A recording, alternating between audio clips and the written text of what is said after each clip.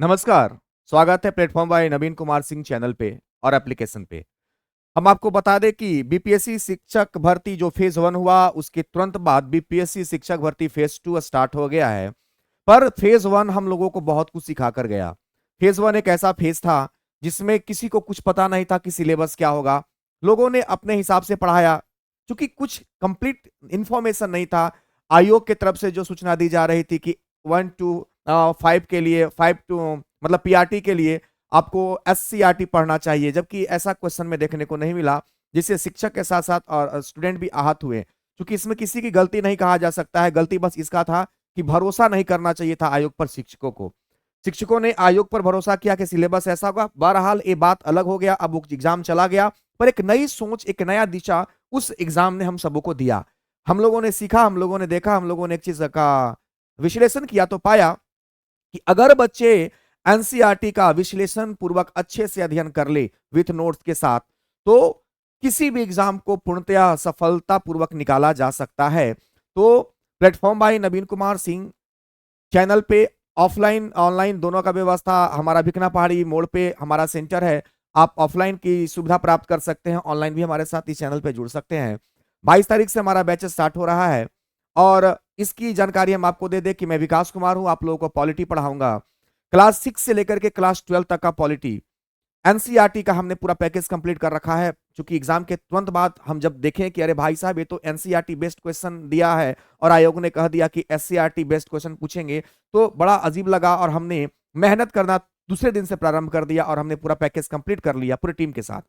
6 class से लेकर के 12 क्लास तक का पॉलिटी हमने अपने मेहनत से तैयार किया हुआ है, पूरा पैकेज मेरे पास अवेलेबल है।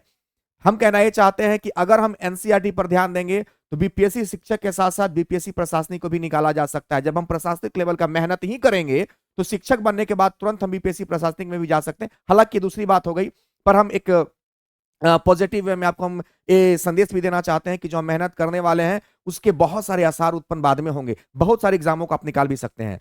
तो चलिए हम समझाना क्या चाहते हैं। हमने एक वीडियो बना रखा है पहले से, जिसमें हमने क्लास 8 से लेकर के 9 10th एनसीईआरटी का सिलेबस पॉलिटी का हमने वर्णन किया है। यह हमारा दूसरा वीडियो है जिसमें आज हम चर्चा करेंगे आपके साथ कि जो पॉलिटी का सिलेबस होगा वो क्लास 11th और क्लास 12 के लिए क्या होगा।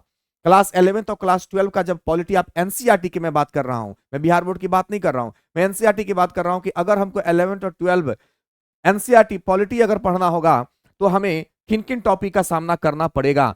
तो हम सबसे पहले पॉलिटी क्लास 11th एनसीईआरटी की बात करेंगे। इस किताब का नाम है, किताब इसमें दो है। हम आपको बता दें कि जब आप 11th का किताब पढ़ेंगे तो 11th के किताब में जब आप 11th में सॉरी जाएंगे तो वहां पे दो बुक आपको पढ़ने हैं पॉलिटी के, याद रखिएगा। पहला जो किताब है उसका नाम है राजनीतिक सिद्धांत, उसमें करीब 10 चैप्टर हैं। पहला चैप्टर है राजनीतिक सिद्धांत एक परिचय, दूसरा है स्वतंत्रता, समानता, सामाजिक न्याय, अधिकार, नागरिकता, राष्ट्रवाद, धर्मनिरपेक्षता, शांति, विकास।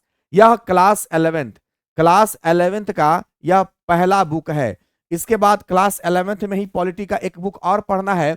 इस बुक 2 में इसका नाम है भारत का संविधान, सिद्धांत और व्यवहार, ये पुस्तक का नाम है। इसमें कितने चैप्टर पढ़ने हैं, इसमें भी 10 चैप्टर पढ़ना है। पहला चैप्टर का नाम है संविधान क्यों और कैसे, दूसरा है भारतीय संविधान में अधिकार, तीसरा है चुनाव और प्रतिनिधि, चौथा है कार्यपालिका, इसके बाद विधायिका, न्यायपालिका, संघवाद, स्थानीय शासन, संविधान एवं जीवंत दस्तावेज, संविधान का राजनीतिक वर्णन। यानी कि आप यहाँ पे ध्यान से देखेंगे कि क्लास 11th में पॉलिटी, जिनका पॉलिटी है यानी कि जो 11 12 में पॉलिटी लेंगे वो 11 12 का पॉलिटी बुक भी जरूर पढ़ेंगे, क्योंकि यह एक बहुत स्टैंडर्ड माना जाता है। लोग कुछ भी कहते हैं तो उस पर नहीं जाना है, आपको सबसे पहले बेसिक नॉलेज होना बहुत जरूरी है, क्योंकि उसी बेसिक में से क्वेश्चन आपके निकलते हैं और आपको लगता है क्वेश्चन पूछा कहां से गया है।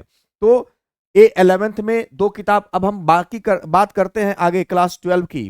क्लास 12 में देखिए यहाँ पे क्लास 12 का एनसीईआरटी में भी दो किताब पढ़ना है। पहला किताब का नाम है स्वतंत्र भारत में राजनीति।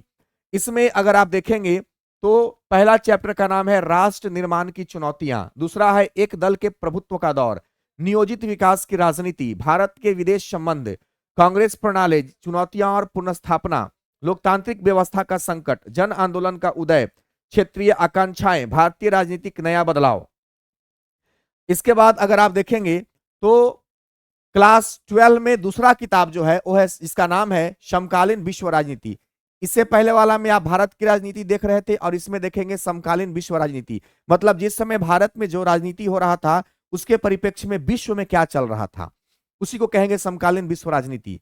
तो एक तरफ शीत युद्ध का दौर चल रहा था, दो ध्रुवीयता का अंत, समकालीन विश्व में अमेरिकी वर्चस्व सत्ता के वैकल्पिक केंद्र, समकालीन दक्षिण एशिया, अंतरराष्ट्रीय संगठन, समकालीन विश्व में सुरक्षा, पर्यावरण और प्राकृतिक संसाधन, वैश्वीकरण। यानी कि कहने का मेरा मतलब है कि 11th और 12 हम क्लास 8 से लेकर के क्लास 10 तक का एक वीडियो में वर्णन कर दिए हैं। 11th और 12 के पॉलिटी के सिलेबस का वर्णन है। हम क्लास 6 से लेकर के क्लास 12 तक प्योरली एनसीईआरटी, हमने अपना अपना एक बुक निकाल रखा है। इस बार मेहनत करके हमने एनसीईआरटी पर बेस्ड एक अपनी किताब निकाल दी है, उसमें क्वेश्चन आंसर हुबहू उसी वाला डाला हुआ है। कंटेंट मैंने बहुत मेहनत करके जबरदस्त बना रखा है।